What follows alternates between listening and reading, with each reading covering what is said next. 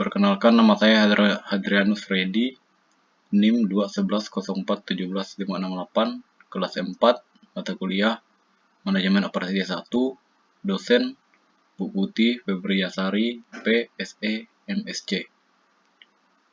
Saya akan mempresentasikan jawaban ujian akhir semester. Materi pertama, konsep penyesuaian massal atau mass customization. Dalam kustomasi massal, kebutuhan pelanggan bersifat heterogen atau beragam. Misalnya, saat membeli ponsel, setiap pelanggan memiliki kebutuhan yang berbeda. Seseorang mungkin membutuhkan layar yang besar, seseorang mungkin membutuhkan kamera yang bagus, dan seterusnya. Kustomisasi massal cocok untuk pelanggan yang memiliki beragam kebutuhan. Selain itu, unit produksi harus memungkinkan adanya fleksibilitas atau contoh perakitan. Keunggulan kompetitif. Materi kedua, competitive advantage, yaitu jika tindakan perusahaan memberi nilai tambahan dan jika hanya ada sedikit perusahaan yang mampu melakukan tindakan sejenis. Competitive party, yaitu jika tindakan perusahaan untuk memberi nilai tambahan, tetapi cukup banyak perusahaan yang mampu melakukan tindakan yang sama. Competitive disadvantage, yaitu jika tindakan perusahaan dalam suatu industri yang gagal untuk memberi nilai tambahan ekonomis. Materi ketiga, perbedaan konsep antara kegiatan outsourcing dan offshoring.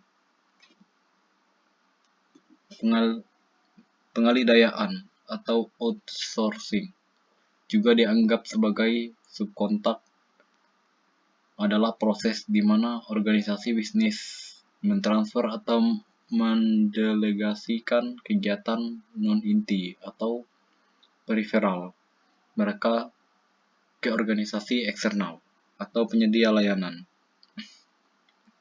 Pihak luar semacam itu khusus melakukan operasi itu dan karenanya melakukan dengan efisien. Perusahaan menggunakan alat ini untuk tujuan meningkatkan fokus pada kegiatan-kegiatan di mana ia dapat melakukan yang terbaik. Oleh karena itu, kegiatan lainnya di-outsourcing-kan oleh perusahaan-perusahaan multinasional besar yang meliputi manufaktur, penggajian, layanan pelanggan, pemeliharaan, catatan hukum, dan sebagainya.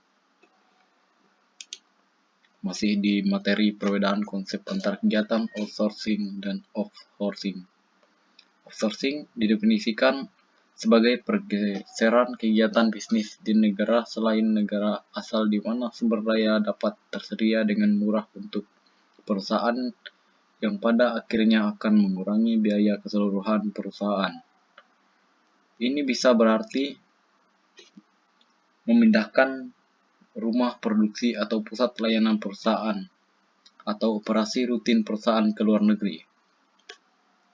Perusahaan berupaya mengalihkan bisnis mereka dari negara maju ke negara berkembang untuk mendapatkan keuntungan dari biaya tenaga kerja yang rendah, undang-undang yang lunak, campur tangan pemerintah yang lebih sedikit, ketersediaan sumber daya yang murah, tarif pajak yang lebih murah, dan banyak lagi.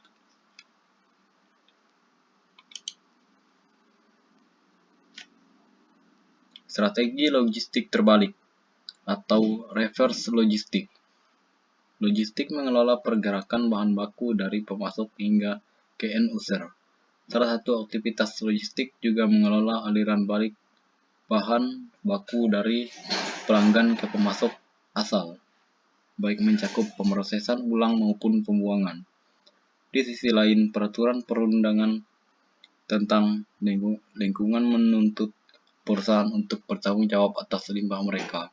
Sementara, biaya pembuangan limbah semakin meningkat. Keprihatinan atas isu lingkungan dan konsumsi sumber daya menyebabkan terciptanya inisiatif pembangunan berkelanjutan. Inisiatif ini bertujuan untuk mencapai pertumbuhan ekonomi tanpa harus menghabiskan sumber daya untuk generasi mendatang. Masih di materi strategi logistik terbalik atau reverse logistik.